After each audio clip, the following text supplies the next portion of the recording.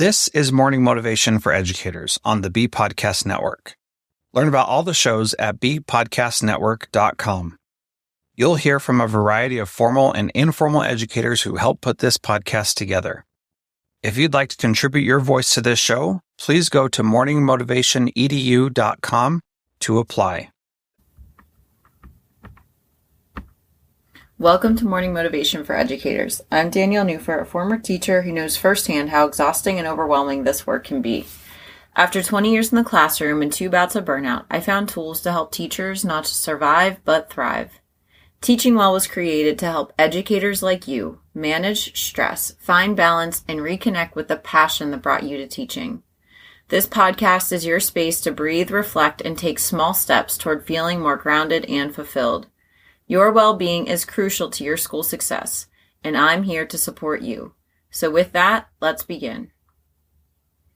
No one can take your education from you, Danielle. No one can take away what you learn. My dad said that to me since I was a little girl, and I've truly taken it to heart. And I'd like you to consider this too. We are the things we consume. We are what we do. And as adults, we have a lot of autonomy over that. So instead of spending all of your day and time doing things that are all output, try to create those boundaries and protect some time to learn something new. It could be job related or not. It could be serious or not. It doesn't really matter. When I'm learning new things, I've found that I'm better when I enter my classroom. I'm more well-rounded. I feel like I'm taking care of myself. I'm less resentful. And even if I'm spent by the end of the day, I know that I am not defined by one day in my classroom. I can get up and try again tomorrow. But I also am a fully formed human being who is not just defined by the results my students get on the next test. When I stop focusing all my energy on my classroom, I realize that some of the things that I focus on aren't that important. I realize that when I am taking better care of myself, I can take better care of my students. And in addition to layering on another part about who I am, learning something new helps me challenge my thinking. Want a real challenge? Learn about 2 opposing viewpoints by people who are really well versed on a subject. Like read 2 books by them and challenge your thinking. Go further and grapple with these things in writing in a journal. No matter what I'm doing, I'm trying to learn about something. It's not necessarily formal or tested, although it could be. It's just a way to stay in the midst of the living, breathing, ever-evolving world. I didn't realize at the time when I immersed myself in learning about mindfulness, permaculture, sobriety, and codependency, that I would see how some of those concepts could shape the founding principles of what Teaching Well values and tries to do in schools.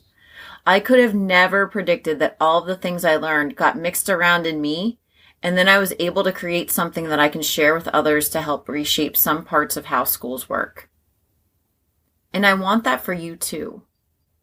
You have all of these different facets of who you are. We all have these quirky things that we learn about, that we immerse ourselves in. Take some time to think about how all of those things that you like to garden, that you are, you like to garden and walk and read books about fantasy books, and that you collect stamps or coins.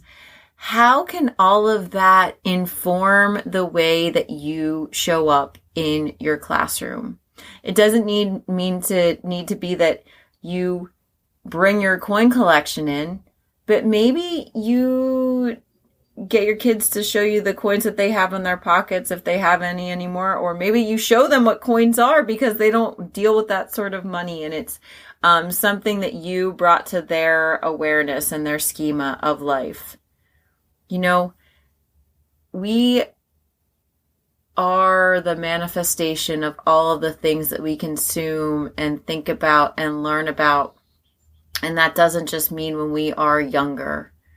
It's who we are. It's who we are walking and breathing and being as we interact with other people in this life and in this space.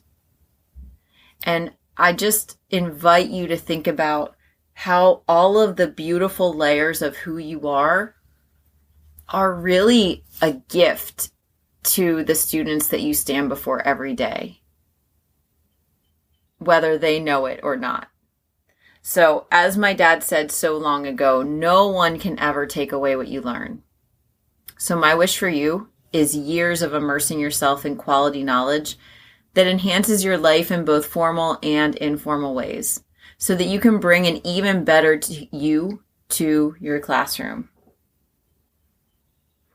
Thanks for joining me today. If you're ready to dive deeper into your own well-being, check out my book, The Path of the Mindful Teacher, or schedule a call to connect. Find links for these and other ways we can work together in the show notes and at teachingwell.life. Remember, caring for yourself is the best way to care for your students.